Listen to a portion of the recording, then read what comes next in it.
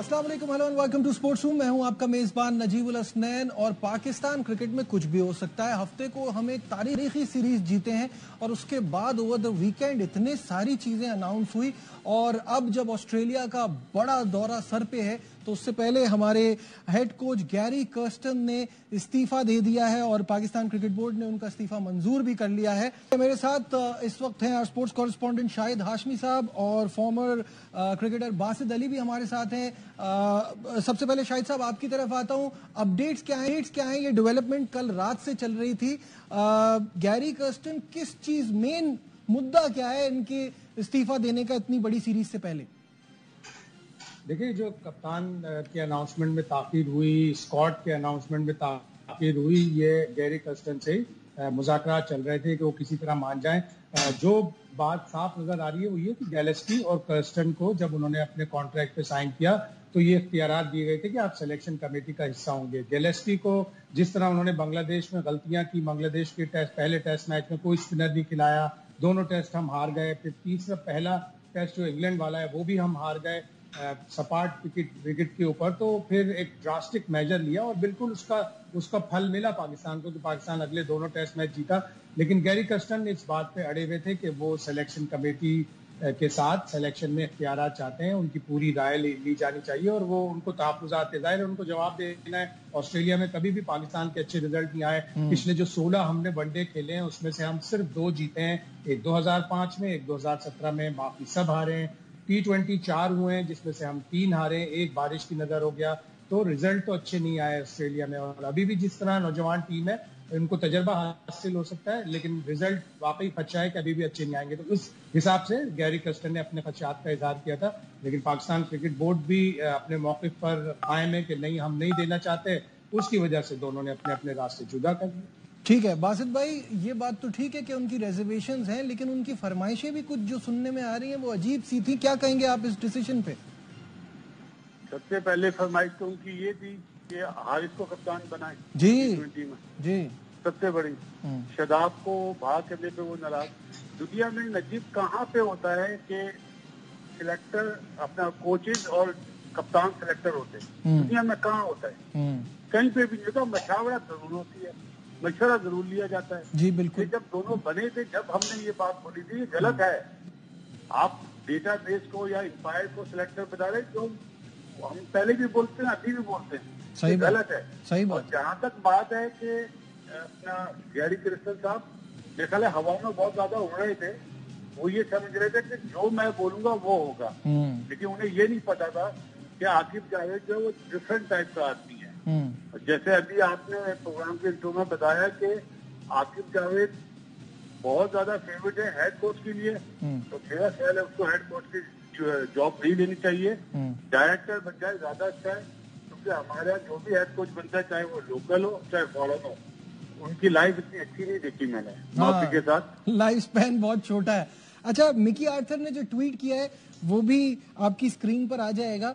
शाहिद साहब, जो Mickey Arthur का ट्वीट है ना वो बड़ा सिंपल है। उनका ये मानना है कि भाई सेलेक्टर ने प्लेयर्स की आंखों में रोज देखना है और उनका आमना सामना होना है कोच का, तो वो फिर ऑब्वियसली अच्छा नहीं है कि अगर उनकी इन्वॉल्वमेंट ना हो, वो खिलाड़ियों के लिए खड़े ना हो। आप क्या कहेंगे?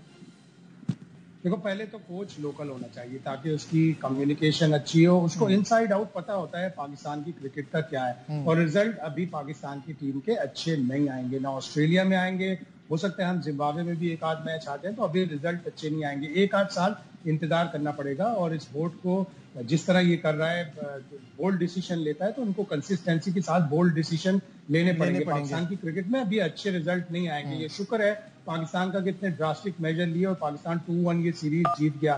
3 साल हम हारते रहे, फ्लैट पिचेस बनाते रहे, जो कप्तान कहता रहा हम उसी हिसाब से करते रहे। तो हम उन 3 साल का हिसाब भी अब हमें लेना चाहिए कि हम क्यों हारते रहे, वो सीरीज हारते रहे। तो अब अगर हमने ये मेजर लिए तो हमें थोड़ा सा सब्र करना पड़ेगा, हमें अपना लोकल कोच बनाना पड़ेगा।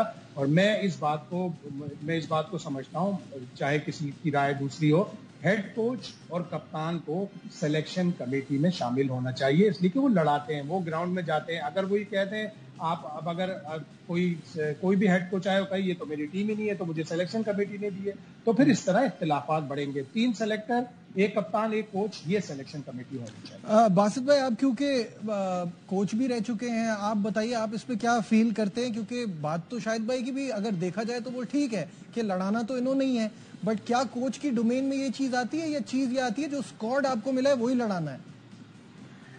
भाईजान, शाहिद भाई काबिल एहतराम है, बड़े हैं। सिर्फ ये पूछना था, आया जब कोच सिलेक्टर बन के टीम बनाता है और वो लड़का परफॉर्म ना करे तो कोच के पास दो चीजें हो जाती है ना, कि कोच भी है और सिलेक्टर भी है। जैसे मिर्जा के पास 3 चीजें थी, तो उसका जवाब भी कौन होगा? मशावरत होनी चाहिए।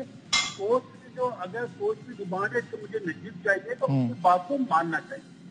जब वो मांग के नजीब को ले जाए तो फिर वो जिम्मेदार भी होगा। अगर मैं अपनी टीम बना के दे दूं 15 की और कोच को बोलूं नहीं ये टीम है मेरी, वो भी गलत है। मैं उस चीज का नहीं बोल रहा। आप साथ बैठे टेबल पे, कि क्या रिक्वायरमेंट है, ऑस्ट्रेलिया में कौन से प्लेयर चाहिए, पाकिस्तान में कौन से प्लेयर चाहिए, इंडिया में कौन से प्लेयर चाहिए। टीमें हमेशा इस तरह बनती है। हमने तो कभी नहीं देखा कि कोच या कप्तान कभी सिलेक्टर बने हो सिवाय इमरान भाई से। बाकी तो सब सिलेक्टर्स से बातचीत करके कप्तान टीम लगाते थे और जीतते थे। हाँ, ये जरूर है कि जो लोग बोलते थे ना पहले, तो चेयरमैन भी रहे जिन्होंने बैटिंग पिच बनवाई, टेस्टिंग पिच नहीं बन सकती, अब उनके लिए आंखें खुल जाएंगी जो आखिर में काम किया। सही है। शाहिद साहब, आप कुछ ऐड करना चाह रहे हैं इसमें?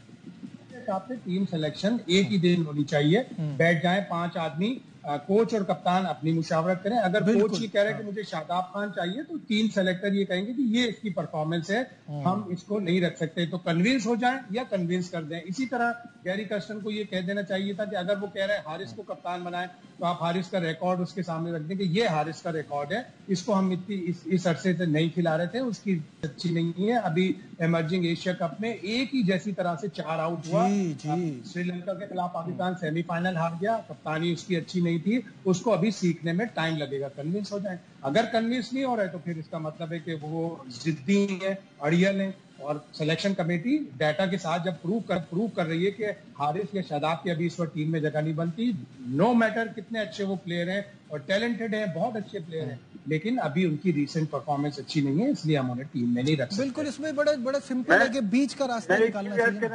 जी, डेटाबेस का नाम ले ही लिया है अपना शाहिद भाई ने, तो ऑस्ट्रेलिया में तो हमेशा राइट एंड लेग स्पिनर कामयाब होता है, चाहे वो T20 हो चाहे वनडे से 50 ओवर।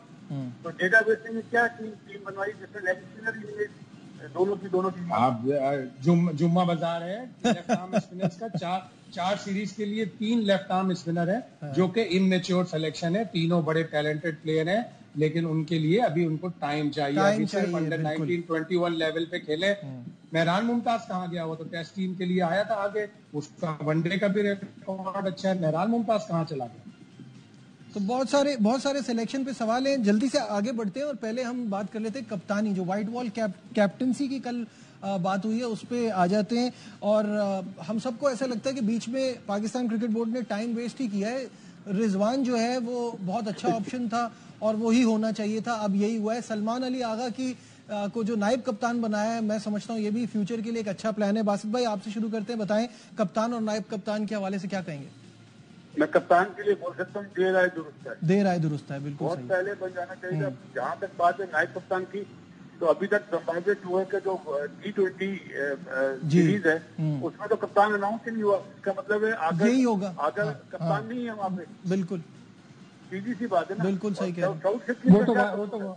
वो तो वाइस कैप्टन सलमान आगा है, तो जिम्बाब्वे वही बनेगा ना। अगर रिजवान को रेस्ट दे रहे हैं तो सलमान आगा ही बनेगा। लेकिन जका अशरफ साहब ने ताकीद की थी जब आपने बाबर आजम को फोर्स किया कि वो तीनों फॉर्मेट से हट जाए, तो उस वक्त सबसे बेहतरीन चॉइस मोहम्मद रिजवानी थे। ये वाला बोर्ड आया, इसने अप्रैल के एंड में दोबारा बाबर आजम को कप्तान बना दिया, जबकि उस वक्त भी अगर रिजवान को व्हाइट बॉल क्रिकेट का एटलीस्ट कप्तान बना देते तो हमारी इतनी देर नहीं होती। शायद साहब, बासित भाई, वक्त थोड़ा कम है, जल्दी से अब हम उस पे आ जाते हैं। फखर जमान, क्योंकि इस सिलेक्शन में सबसे बड़ी डिबेट उन्हीं पे हो रही है। अगर उनको इंजरी की प्रॉब्लम भी थी जैसा कहा जा रहा है, तो जब आप कह सकते हैं सब्जेक्ट टू फिटनेस तोमान अली के साथ, तो फखर जमान के साथ भी कह सकते थे सेंट्रल कॉन्ट्रैक्ट में। ये सिर्फ ट्वीट करने की सजा मिली है या कनेक्शन कैंप में वो जरा ज्यादा खुल के बात कर लिए तो ईगो हर्ट हो गई है? क्या प्रॉब्लम है शाहिद साहब? उसको ट्वीट करने की सजा तो मिली है और उसको बहैसियत, एक दफा मैंने पहले बोल दिया था कि नहीं उसको इजाजत होनी चाहिए, लेकिन सेंट्रल कॉन्ट्रैक्ट में मैंने ये देखा कि सेंट्रल कॉन्ट्रैक्ट में जब आपको लिखा हुआ है कि आप पीसीबी की पॉलिसीज के खिलाफ नहीं जा सकते, आप employed by Pakistan cricket board, तो आप उसकी पाकिस्तान क्रिकेट बोर्ड की पॉलिसी के खिलाफ नहीं जा सकते। लेकिन ऑस्ट्रेलिया जाना मुश्किल दौरे पर फखर जमान, इमामुल हक और सऊद शकील वनडे से बाहर नहीं होते ना, इमाम भी बाहर नहीं होते। 70 ऑड मैचेस, 48 की एवरेज। वजाहत ये है कि फखर और इमाम को फिटनेस के मसाइल हैं, तो उनको 15-20 दिन पहले जब टेस्ट सीरीज चल रही थी बुला के उनका। बासित भाई योर टेक ऑन दिस। जिसके लिए ट्वीट करा वो टीम में आ गया, और जिसने ट्वीट करा वो टीम से बाहर हो गया। हाँ बिल्कुल है। अगर यही बात है तो बराबर वाले को भी तो ट्वीट करना चाहिए। मतलब वो भी गलती कर ले, आप चाह रहे हैं अगले में वो भी बाहर हो जाए। नहीं, तो शाहिद भाई ने बात बोली, क्या पहले बाबर आजम के लिए ट्वीट नहीं हुए? शदाब खान ने या हारिस रऊफ ने ट्वीट नहीं करे? पहले भी ट्वीट हुआ जब वो कप्तान से हटाने की बातें हो रही थी। ठीक है, बात हुई है मीठा आपका करवा ढूंढो। ठीक है, बहुत बहुत शुक्रिया। शाहिद हाशमी साहब और बासित अली साहब हमारे साथ थे और तमाम एनालिसिस चल रही थी ओवर द वीकेंड जो कुछ हुआ है। आज के प्रोग्राम में बस इतना ही। दीजिए अपने में